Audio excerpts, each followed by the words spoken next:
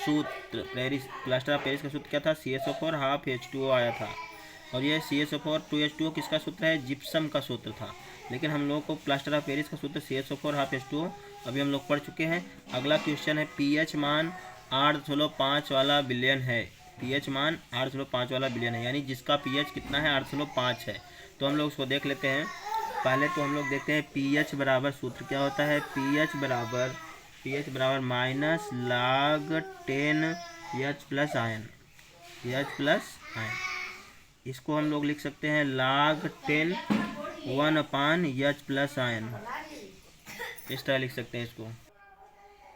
जैसे पीएच क्या है, पीएच बराबर minus log 10 H plus ion, और इसको हम लोग लिख सकते हैं log 1/H प्लस आयन, इसको इस टाइप से लिख सकते हैं। तो log 10 1/H, ये माइनस होने की वजह से यहाँ पे 1/H प्लस आ गया नीचे। अब यहाँ पे पीएच 7 से कम, जो पीएच है वो 7 से कम, तो क्या होगा, पीएच 1 2 3 4 5 6 या फिर 6.9 तक, तो विलियन क्या हो जाएगा, अम्लीय हो जाएगा। अगर पीएच का मान 7 से अधिक, पीएच अधिक है 7 से, तब क्या होगा, पीएच 7 8 9 10 11 12 14, तो विलियन क्षारीय हो जाएगी। यानी पीएच का जो मान है वो 7.1 से लेके 14 तक होगा, तो विलियन क्षारीय हो जाएगा। पीएच अगर 7 के बराबर हो जाए तो विलियन उदासीन, यानी जल का जो पीएच आता है वो 7 आता है। तो यहाँ पे पीएच 7 से कम की बात हो रही है, क्योंकि 7 से अधिक की बात हो रही है। यहाँ पीएच का मान 8.5 है, तो विलियन कैसा हो जाएगा, क्षारीय विलियन हो जाएगा। विलियन कैसा हो जाएगा,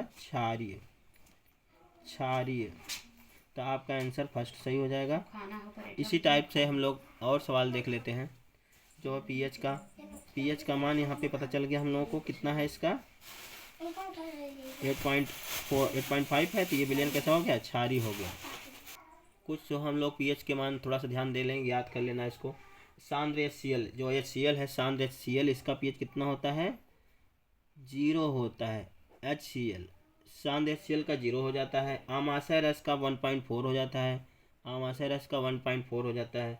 और नींबू के रस का कितना होता है, 2.5 होता है। 2. सिरके का 4 हो जाता है, 4.0, सिरके का 4 हो जाता है। और मृदु जल का जो होता है 6.0 मृदु। और उसके बाद दूध का 6.3 होता है। दूध का कितना होता है, 6.5 नहीं 6.5। दूध मिल्क का 6.5 हो गया। शुद्ध जल का जो है 7 होता है, वो तो सबको पता हो गया 7। अगर देखा जाए ब्लड का जो है, रक्त का 7.4 होता है, 7.4 रक्त का होता है। उसके बाद 8 जो होता है वो आपका टूथपेस्ट, यानी जो हम लोग टूथपेस्ट मंजन करते हैं, टूथपेस्ट 8 होता है। उसके बाद बेकिंग सोडा का 8.5 होता है ना। और उसके बाद जो है वॉशिंग सोडा जो है उसका 9 होता है, कपड़ा धुलने वाला 9 होता है। मिल्क ऑफ मैग्नीशियम 10.5 होता है, 10.5 मिल्क ऑफ मैग्नीशियम का होता है। इसी तरह आपका NaOH सोडियम हाइड्रोक्साइड का NaOH का कितना होता है, 13 होता है, 13। उसके बाद NaOH सांद्र, ये जो 13 होता है वो तनु का होता है, तनु NaOH का। सांद्र NaOH का क्या होता है, यह 14 हो जाएगा, 14। सांद्र का 14 हो जाता है। पीएच पे हम लोग कुछ सवाल लगा लें। अगर एक कोई विलयन है जिसका जो है पीएच मान दिया गया है 2, पीएच मान कितना है, 2 है, तो विलयन में उपस्थित hydrogen ion H plus ion का मान निकालना है। H प्लस आयन का मान पूछ रहा है। तो पीएच बराबर सूत्र हम लोग पढ़े थे, पीएच बराबर क्या पढ़े थे, minus log 10 H plus ion यहाँ पे। और H प्लस आयन बराबर सूत्र होता है ये होगा 10 माइनस पीएच, तो H प्लस आयन का मान हमको निकालना है 10। पीएच का मान कितना है, 2, तो यहाँ 2 लिख दें, तो आपका ये आ जाएगा मोल प्रति लीटर। आपको H प्लस आयन का मान कितना आ गया, 10⁻2 मोल प्रति लीटर। इसी तरह एक सवाल क्वेश्चन और आपका देखिए, पीएच का मान यहाँ पे 4 दे दिया है, पीएच बराबर 4 दिया है। H प्लस आयन का मान पूछ रहा है और OH माइनस आयन का मान निकालना है, दोनों मान निकालना है। तो यहाँ पे सांद्रता ज्ञात करनी है इन दोनों की। तो H प्लस आयन की सांद्रता हम लोग अभी देखें ऊपर क्या था, H प्लस आयन बराबर क्या होता है, 10 की पावर माइनस पीएच। 10⁻⁻⁻, तो एच प्लस आयन का हम लोग निकाल लें, pH 10⁻⁻4 हो जाएगा। ये क्या हो जाएगा, मोल प्रति लीटर। ये आपकी सांद्रता आ गई किसकी, एच प्लस आयन की। अब ओ एच माइनस, हमें पता है pH plus POH, pH plus POH क्या होता है, 14 के बराबर होता है, 14। अगर हम लोग pH जो है एच प्लस आयन है इसका, एच प्लस आयन और OH माइनस आयन से मल्टीप्लाई कर देंगे तो ये आपका आ जाएगा कितना, 1 × 10⁻⁻14 ये हो जाता है। तो हमें एच प्लस आयन का भी पता हुआ 14 है, तो यहाँ पे हम लोग लिख लें OH माइनस आयन बराबर क्या आ जाएगा। अब यहाँ पे आपका OH माइनस आयन बराबर आ जाएगा 1 × 10⁻14 पहले से था। एच प्लस आयन का कितना आया है, 14 आया था, 10⁻⁻4 आया था, 10⁻⁻4 आया था, तो ये ऊपर जाएगा, क्या हो जाएगा, प्लस हो जाएगा, तो ये आ गया 10⁻⁻10 आ जाएगा, 10⁻⁻10 मोल प्रति लीटर आ जाएगा। ये आपका OH माइनस वाले, आपका OH माइनस आयन कितना आ गया, 1 × 10⁻⁻14, ये नीचे ऊपर जाएगा प्लस हो जाएगा, तो ये घट जाएगा इसमें से, 10⁻⁻4 मोल प्रति लीटर आपका आ गया OH माइनस आयन का। अब अगला क्वेश्चन इसी टाइप का एक और है, यहाँ पे pH पूछ रहा है, इसमें pH पूछ रहा है। OH माइनस हाइड्रोक्साइड आयन का मान दिया है 1 × 10⁻⁻10 मोल, और H प्लस आयन का मान हम लोग निकाल लेंगे तभी pH हम लोग निकाल पाएंगे। तो किसी विलयन का pH मान ज्ञात करना है, उसका हाइड्रोक्साइड आयन सांद्रण कितना दिया है, 1 × 10⁻⁻8 दिया है मोल प्रति लीटर। तो हम लोग क्या जानते हैं, जल का आयनिक गुणनफल क्या होता है, जल का आयनिक गुणनफल 1 × 10⁻⁻14 होता है। जल का आयनिक गुणनफल क्या होता है, एच प्लस आयन और OH माइनस आयन को हम लोग अगर गुणा करेंगे तो 10⁻⁻14 आयन आता है। तो यहाँ पे हमको एच प्लस आयन इससे निकाल लें। एच प्लस आयन जब निकालेंगे तो क्या हो जाएगा, इधर ये गुणा इधर आए भाग हो जाएगा, 1 × 10⁻⁻14 ऊपर था और यहाँ 1 × 10⁻⁸ नीचे है, तो ये ऊपर जाएगा तो क्या हो जाएगा, 14 में से n-1 कर देंगे तो ये आ जाएगा 10⁻⁻6 आपका मोल प्रति लीटर आ जाएगा। किसका मान, एच प्लस आयन का। एच प्लस आयन का मान पता हो गया, हम लोग अब pH मान निकाल सकते हैं आराम से।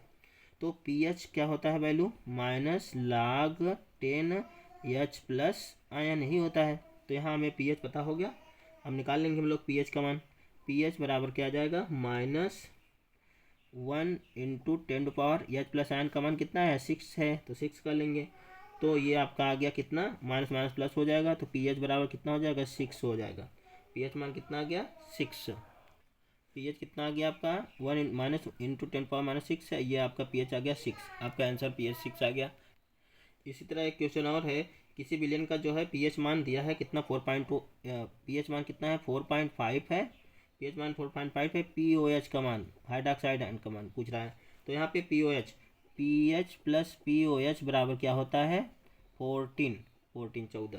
तो यहाँ पे हम लोग निकाल लें pH का मान कितना दिया है, तो POH बराबर निकालेंगे तो 14, यहाँ पे प्लस है तो उधर जाएगा माइनस हो जाएगा, 4.5 कितना हो गया, 9.5। आपका आंसर कितना गया, 9.5 POH आ गया आंसर। अभी हम लोग थोड़ा सा ध्यान दीजिए, यहाँ पे ये pH बराबर -log10 H प्लस आयन आया था। H प्लस आयन का मान कितना था, 10⁻6 था, तो pH बराबर -log10 H प्लस आयन का मान 10⁻6 रख दिए।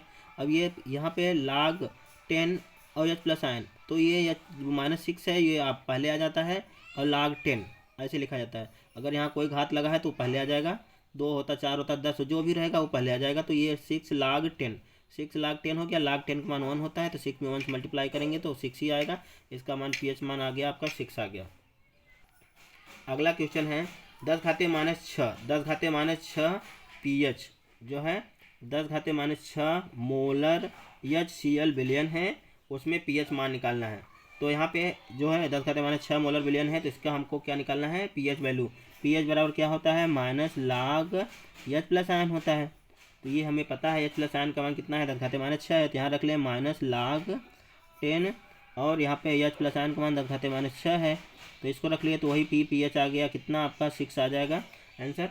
pH मान कितना आ गया, 6 आ गया। शुद्ध जल का पीएच मान हम लोग जानते हैं 7 होता है। H2S विलयन का पीएच मान निकालना है। H2S सल्फ्यूरिक, यहाँ पे क्या है विलयन, अम्लीय विलयन है। अम्लीय विलयन क्या है H2S हाइड्रोजन सल्फाइड, ये क्या है अम्लीय विलयन है। इसका विलयन क्या हो जाएगा पीएच 7 से कम हो जाएगा। H2S में पीएच मान 7 से कम होगा। तो यहाँ पे 7 से कम हो गया। अगर कोई विलयन है और नीले लिटमस पेपर को लाल कर देता है तो उसका पीएच क्या होगा, यहाँ पे पीएच क्या हो जाएगा 7 से अधिक हो जाएगा। विलयन जो है 7 से अधिक। उदासीन विलयन के लिए जो है अगर देखा जाए तो पीएच क्या होता है 7 के बराबर होता है। और अब हम लोग पीएच का मान सवाल पढ़ चुके हैं। अब आपका आंसर कितना आ गया था, वो पहले वाले का 9 का जो पीएच मान 8 पॉइंट आया था वो क्षारीय विलयन हो गया था। अब हम लोग अगला क्वेश्चन पढ़ेंगे। CH3 CH CH3 CHO IUPAC नाम निकालना है इसका। यहाँ पे देखिए इसका क्या नाम है मेथ एथ प्रोप। इधर से गिनती, चाहे इधर से गिनती करें चाहे इधर से गिनती करें, देख रहे हैं कि पहला नंबर अगर ये कार्बन 1 है, ये दूसरा कार्बन है, ये 3। अगर यहाँ से सीधे ले जाएं तब भी 3 आ रहा है, नीचे आ रहे हैं तब भी 3 आ रहा है। कार्बन की संख्या कितनी आ रही है 3 ही आ रही है। देखिए CH3 CH CH3 उसके बाद CHO, ये आपका ये क्या मेथ हो गया, ये एथ हो गया, ये प्रोप चाहे इसको कहें। तो यहाँ पे देख रहे हैं कि पहला दूसरे नंबर पे क्या है, दूसरे नंबर पे मेथिल है। CH3 को मेथिल कहते हैं तो हम लोग इसको 2 मेथिल कह सकते हैं, इसको 2 मेथिल। इसके बाद CHO को प्रोपेनॉल ना, प्रोपेनल आ गया, 2 मेथिल प्रोपेनल इसका आ गया। IUPAC नाम इसका क्या आ गया 2 मेथिल। CHO जो है वो फंक्शनल ग्रुप है, CHO एल्डिहाइड ग्रुप का है तो इसका 2 मेथिल प्रोपेनल आंसर आ गया। अब आगे और हम लोग आगे देखते हैं जो है बहुत से अभी जो IUPAC नेम निकालना है। अब जैसे CH3 का हम लोग को IUPAC नेम निकालना है CH3 का, तो यहाँ पे देख रहे हैं CH3 का एथेनोइक अम्ल है। ये क्या है एथेनोइक अम्ल कैसे हो गया। अब इसका क्या नाम हो जाएगा, कार्बन संख्या कितनी है 1 2, यहाँ पे आ जाएगा एथेनोइक अम्ल, नोइक अम्ल। यहाँ पे ये क्या है ये जो है ओइक अम्ल जो है कार्बोक्सिलिक COOH के कारण हो रहा है। COOH के कारण इसका फंक्शनल ग्रुप क्या है ओइक अम्ल, ओइक। तो यहाँ पे नोइक अम्ल इसको कहेंगे एथेनोइक, क्या की कार्बन संख्या 2 है तो यहाँ पे ओइक अम्ल हो गया। अगला है HCHO, यहाँ पे देख रहे हैं HCHO में CHO यहाँ पे कार्बन संख्या कितनी है 1 है। और इसको हम लोग क्या कौन सा इसमें फंक्शनल ग्रुप है HCHO में, इसमें है अल है। तो इसको हम लोग क्या पढ़ेंगे, पहले कार्बन संख्या 1 है तो मेथेनल हो जाएगा, मेथेनल क्योंकि मेथेन CH4 जैसे होता है तो मेथ उसके बाद डबल कार्बन है तो एथ, देखिए एथ पढ़े। अब यहाँ पे कार्बन 1 ही था इसलिए इसको लोग क्या पढ़ेंगे मेथेनल। कौन सा अल कहाँ से जुड़ गया, इसका फंक्शनल ग्रुप जो है वो आपका कौन है CHO फॉर्मेल्डिहाइड, जो इसका नाम है एल्डिहाइड ग्रुप, इसी की वजह से मेथेनल हुआ। इसका देख रहे हैं HCOOH, यहाँ पे कार्बन संख्या कितनी है 1 है तो इसका क्या, और ये COOH है, ये क्या है यहाँ पे ओइक अम्ल की बात हो रही है ओइक। देखिए तो ये क्या हो जाएगा मेथेनोइक अम्ल, इसका क्या नाम हो जाएगा मेथेनोइक अम्ल, मेथेनोइक अम्ल। कौन सा अम्ल है मेथेनोइक अम्ल हो जाएगा, मेथेनोइक अम्ल हो गया। अब अगला मेथेनोइक अम्ल। अब अगला हम लोग देख रहे हैं CH3 CH double bond CH2। तो जिधर से डबल बॉन्ड की संख्या या ट्रिपल बॉन्ड की संख्या अधिक हो उधर से गिनती करेंगे। तो यहाँ पे 1 2 3 मेथ एथ प्रोप, तो प्रोप यानी 1 पे ही क्या है CH है, इसको क्या कहेंगे प्रोपीन, एन के बाद इन आता है ना प्रोपीन, इसका नाम हो गया प्रोपीन 1, प्रोपीन 1 कह सकते हैं इसको, प्रोपीन 1 क्या हो गया प्रोपीन 1। कैसे 1 2 3 कार्बन कितनी है मोनो, एक कार्बन 2 3 हो गया तो इसको कहेंगे मेथ एथ प्रोप। तो एन इन आइन, यहाँ पे इन कार्बन हाइड्रोजन संख्या से हम लोग देख रहे हैं कि यहाँ पे प्रोपीन 1 एक पे ही क्या है CH जुड़ा है तो प्रोपीन। अब आगे देखिए यहाँ पे ट्रिपल बॉन्ड यहाँ पे जुड़ा हुआ है, ट्रिपल बॉन्ड। तो इसका देखिए तो ट्रिपल बॉन्ड किस पे है, पहले ही कार्बन पे है 1 2 3, तो इसका क्या नाम हो गया यहाँ पे मेथ एथ प्रोप। तो यहाँ पे प्रोप, अब अभी हम लोग एक कार्बन पे जुड़ा होता है तो सिंगल बॉन्ड होता है तो यहाँ पे एन प्रोपेन हो जाता है, 2 कार्बन पे जुड़ा था इसलिए प्रोपीन हो गया, 3 पे जुड़ा है तो इसका क्या नाम हो जाएगा प्रोपाइन 3 डबल बॉन्ड है ना डबल बॉन्ड, प्रोपाइन वन हो जाएगा इसका, प्रोपाइन वन। अब यहाँ पे देख रहे हैं हम लोग इसको 1 2 3 4, यहाँ पे कार्बन संख्या कितनी है, 4 है। तो मेथ एथ प्रो ब्यूट, यानी इसको हम लोग कहेंगे ब्यूटा। 1 पे क्या है, 1 पे और 3 पे, 1 पे डबल बॉन्ड है और 3 पे भी डबल बॉन्ड है, तो इसको हम लोग क्या कहेंगे, ब्यूटा 1 3 डाईइन, यानी डाईइन। ये क्या हो गया, आइन, एन इन आइन ना, तो यहाँ पे डाइन, यानी ब्यूटा 1 3 डाईइन इसका हो जाएगा। ऐसे ही C2H5 यहाँ पे है C2H5 CHO। CHO कौन सा ग्रुप है, एल्डिहाइड ग्रुप है। कौन सा ग्रुप है, CHO को हम लोग एल्डिहाइड ग्रुप कहते हैं। तो इसका अल हो जाता है, और अल होने की वजह से यहाँ पे कार्बन संख्या कितनी है, 3 कार्बन है। कार्बन कितनी है, 2 इसमें 1 3 हो गया। तो क्या हो जाएगा इसका, ये हो जाएगा प्रोपेनल। कितना हो जाएगा, प्रोपेनल। कैसे, मेथ एथ प्रोप, यहाँ पे प्रोप होने के कारण प्रोपेनल हो गया। अल कहाँ से आया, CHO से आया, प्रोपेनल हो। अगला है C2H5OH। यहाँ पे OH जो समूह जुड़ा हुआ है, ये क्या है, इसका क्या नाम है, अल, इसका नाम है एल्कोहल। तो यहाँ पे कार्बन संख्या कितनी है, 2 है। तो कार्बन संख्या 2 अगर है तो इसमें हम लोग देखें कितना हो जाएगा इसका, एथ, मेथ के बाद एथ आता है, एथेनाल, इसका नाम हो जाएगा एथेनाल, इसका नाम एथेनाल हो गया।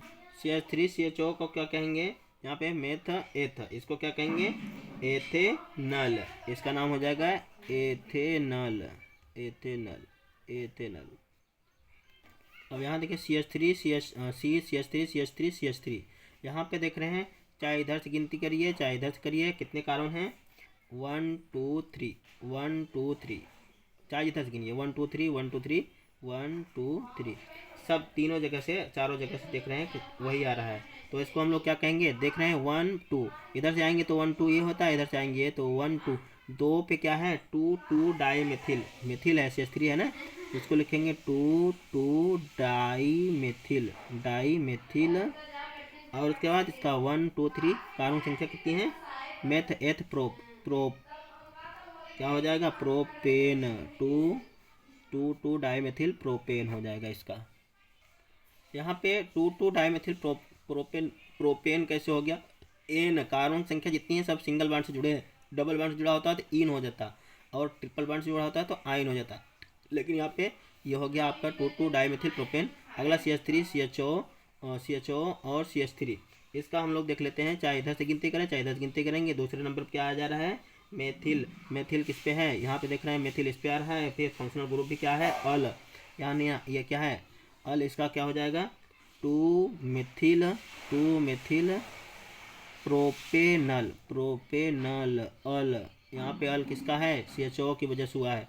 तो यहाँ पे 2 पे अगर 1 इसका है 2 इसका है, 2 पे ये CH3 जुड़ा है तो इसको मेथिल कहेंगे। 2 1 क्या हो गया, 2 मेथिल, इसके बाद ये क्या जुड़ा हुआ है, प्रोपेनल, तो इसका हो गया। तो यहाँ पे क्या हो गया, मेथ एथ प्रोप, यानी कि इसका हो गया, अल किस पे जुड़ा है, यहाँ पे 2 मेथिल, तो ऐसे ही है 1 2, दूसरे पे मेथिल जुड़ा है CH3, और अल भी है तो प्रोपेनल हो गया।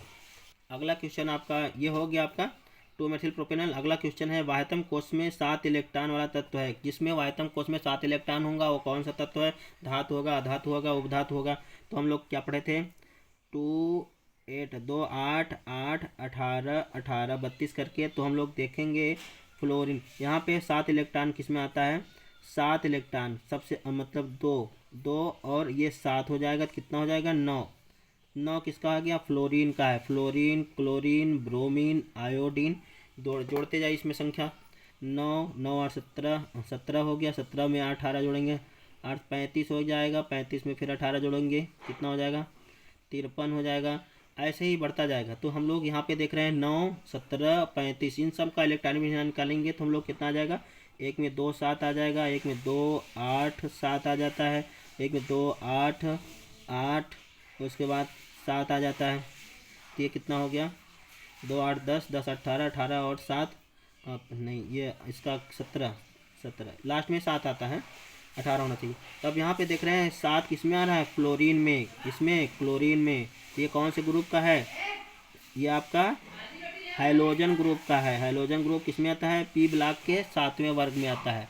तो हैलोजन ग्रुप का, तो आपका ये हैलोजन ग्रुप कौन सा आता है? अधातु आता है। अधातु, अधातु आपका क्या सही हो जाएगा? अधातु।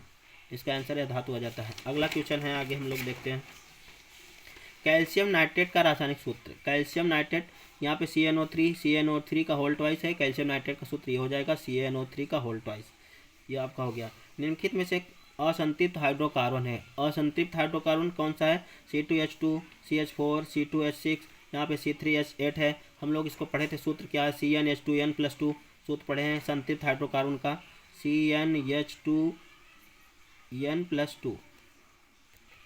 तो जैसे KLMNO में हम लोग 2, 8, 18 ये भरते हैं, तो इलेक्ट्रॉनिक विन्यास जब करेंगे तो उसके पहले वाला सवाल था, तो इसका जो है लास्ट में 7 आता है, तो क्लोरीन, क्लोरीन, ब्रोमीन, आयोडीन आता है। पी ब्लॉक का जो आता है, तो पी ब्लॉक के। तो उसके बाद हम लोग यहाँ CnH2n, यहाँ पे CnH2n अगर n के मान 1 रख दें तो CH4 आ जाता है, n के मान 2 रख देंगे तो C2H6 आ जाता है, n के मान 3 रखें C3H8 आ जाता है। अब यहाँ पे हमारा जो आंसर क्वेश्चन है उसको देखेंगे थोड़ा सा। C2H2 किसी में नहीं आ रहा था, CH4 और C3 और ये तीनों आ रहे थे, तो इसका मतलब आपका आंसर यही हो जाएगा। यहाँ पे आंसर आपका क्या है? C2H2 आ जाएगा। हो गया, आपका आंसर आ गया। अब अगला आपका जो है उपभाग 3 आ जाएगा। बायो का रक्तदाब नापा जाता है स्पाइग्नोमीटर, मैनोमीटर, स्टेथोस्कोप, माइक्रोस्कोप, माइक्रोमीटर। इन तीनों में से नहीं, स्पाइग्नोमीटर। जो BP है, जो ब्लड प्रेशर नापा जाता है, किससे नापा जाता है? स्पाइग्नोमीटर से। ये आपका हो गया। ऊपर इसके बाद अगला क्वेश्चन है, यहाँ पे करें निम्नलिखित में कौन सा पादप हार्मोन्स है? कौन सा पादप हार्मोन्स है? थायरॉक्सिन, ये मानो हार्मोन्स है। इंसुलिन, ये आपका इंसुलिन का जो है मधुमेह के लिए किया जाता है। एस्ट्रोजन, ये भी मानो हार्मोन्स है। यहाँ पे साइटोकाइनिन जो है ये पादप हार्मोन। साइटोकाइनिन वृद्धि हार्मोन्स है, पौधों में वृद्धि हार्मोन्स बढ़ाने के लिए होता है। तो थायरॉक्सिन, इंसुलिन और एस्ट्रोजन ये सब मानव के हैं। ये क्या है? आपका साइटोकाइनिन है। हो गया। अगला क्वेश्चन है, एक लिंगी पुष्प क्या है? एक लिंगी पुष्प, एक लिंगी पुष्प गुलहड़, पपीता, सरसों, गुलाब। एक लिंगी का मतलब क्या होता है? एक लिंगी वे पुष्प होते हैं जिनके केवल नर पुष्प जो है नर या मादा स्त्री के जनन अंगों का जो शामिल होते हैं, एक लिंगी पुष्प कहलाते हैं। जैसे आपका हो गया तरबूज, खीरा हो गया, और खीरा हो गया आपका, तरबूज हो गया, और उसके बाद खरबूजा, नागफनी हो गया, और टैपियोका का पपीता इसमें सही है। आपका जो है पपीता एक लिंगी पुष्प है। शहतूत हो गया, मक्का हो गया। तो यहाँ पे गुलहड़ जो है, सरसों, गुलहड़, गुलाब, ये सब क्या है? द्विलिंगी पुष्प हैं। यहाँ पे केवल पपीता एक लिंगी है। तो क्या है? जो वे पुष्प जो जिनमें केवल नर पुंकेसर या मादा स्त्री केसर जो है भाग लेते हैं, शामिल होते हैं, एक लिंगी पुष्प कहलाते हैं। जैसे पपीता हो गया, शहतूत हो गया, मक्का हो गया, तरबूज, खीरा, अंडी, खरबूजा, नागफनी, टैपियोका, ये सब जितने हैं ये सब जितने एक लिंगी हैं। इधर पपीता, शहतूत, मक्का, तरबूज, खीरा, ध्यान रखिएगा सब लोग।